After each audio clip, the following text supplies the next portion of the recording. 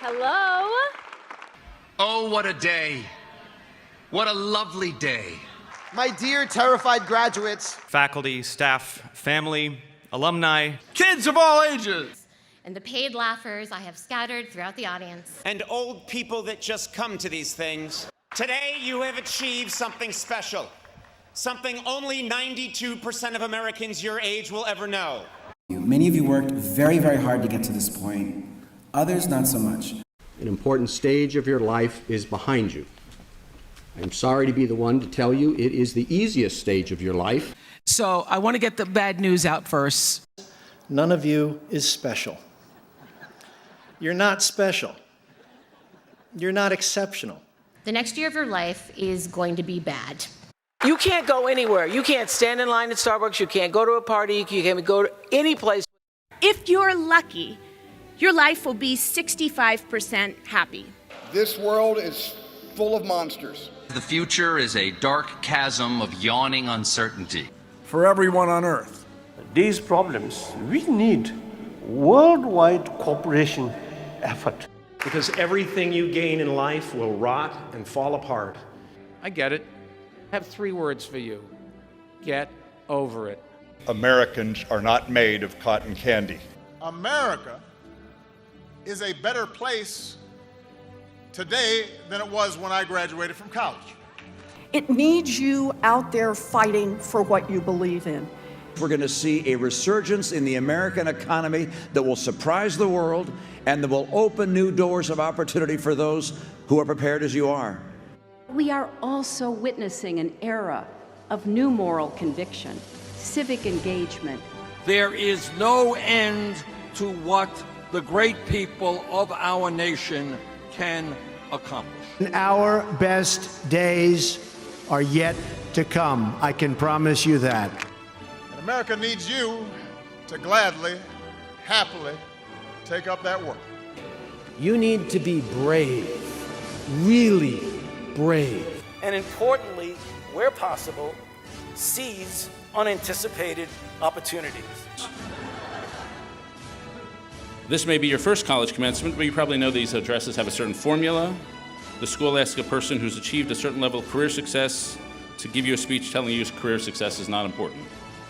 One of my favorite stories is when JFK went to go visit the NASA Space Center and he saw a janitor holding a broom and he asked him what he was doing, and the janitor replied, "Mr. President, I'm helping put a man on the moon." Before you do something special, just do something. Purpose crosses disciplines. You don't have a job? Get one. Any job. Go to work. Do something until you can do something else. You need to know this. Your job is not always going to fulfill you. No specific job or career goal defines me, and it should not define you. Then we're supposed to give you a few minutes of completely garbage advice. Indeed, some years ago, the Washington Post published a bingo card containing some of the most frequently used graduation platitudes. Like reach for the stars. Find your vision on the solitary road. Sometimes you need to get knocked down. You have to dare to suck. Lean into the suck. Lean all the way in, take chances, fail big and take chances again. Aim high. Listen to your inner voice, be true to yourself, follow your passion, your future is limitless, take risks. And there is no greater cliche in a commencement address than follow your dream. First, my generation gives you a mountain of debt. Then we give you career derailing guidelines that'll prevent you from ever paying it off. Instead, I'm going to give you real, practical advice that you will need to know if you're going to survive the next few years. My first piece of commencement advice would be, Ditch the dream and be a doer, not a dreamer. If you want to change the world, start off by making your bed. Eat a good breakfast. It really pays off. You never need more than one pancake. Trust me on this. Cartoons have trained us to want a giant stack of those bad boys, but order one first and then just see how you feel later. Second, don't smoke. Read the label on a can of paint before you drink it. And don't vape. Pay your bills on time. don't tweet anything you wouldn't want read at your own graduation. I should tweet that. That's a tweetable thought. Trust me on this. Don't wait until you need a plunger to buy a plunger. Know that it's better to be interested than interesting. Be kind, be compassionate, caring and understanding. Be nice to little kids, be nice to your elders, be nice to animals. Handle your fellow humans gently. When you are nice, people tend to overlook a lot. Always wear shoes. And don't cheap out on your shoes. Nothing looks better in your 50s than sunscreen in your 20s. If you happen to be single, find someone who is better than you. Ask that person out on a date. And convince them to spend their lives with you. Invest in a quality mattress. And if by chance you have a miserable day, you will come home to a bed that is made. That you made. And a made bed gives you encouragement that tomorrow will be better. Recycle.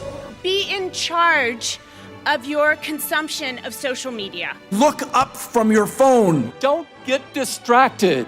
And put your phone away at the dinner table. But there's another essential ingredient of success, and that is the benefits of failure. Getting fired from Apple was the best thing that could have ever happened to me.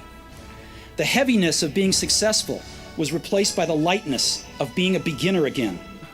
And from this, you learn that failure is great if you happen to be Steve Jobs or J.K. Rowling.